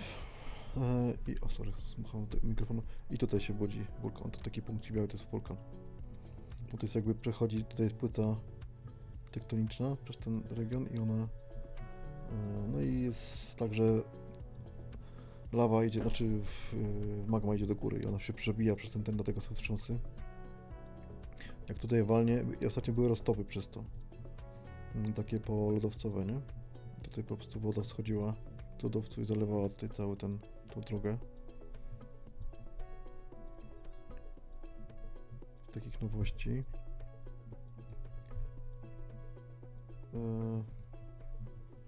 Dobra. Będziemy chyba dzisiaj kończyć. Słuchajcie, rozłączam się wtedy. Dzięki za wszystkie lajeczki. Łukasz, jak zwykle zaszalałeś, kurczę, dziękuję ci. Słuchajcie, udanego tygodnia. Wyśpijcie się, odpoczywajcie. Będę dawał znaka, może w tygodniu skoczę tak jeszcze na spontanie tutaj na TikToku, nie? Także osoby z YouTube'a zapraszam na TikToka. I to by było na tyle. Dzięki, że byliście. Jak macie pomysły, chcecie, żebym coś powiedział, to jak najbardziej dajcie znaka. Słuchajcie, na YouTube'a wrzuciłem jeszcze, tak nawiązując, to jest w społeczności taką ankietę. To wtedy dwie osoby odpowiedziały. U mnie nie ma szału, jeśli chodzi o YouTube. Mamy na razie ten remis. Jedna osoba chce od Szwajcarii, druga o Islandii. Był też odcinek o Szwajcarii, ale on chyba nie był na YouTubie. Także dobra, nie przedłużając. Cześć, dzięki. Trzymajcie się wtedy. Zamykam. Pa.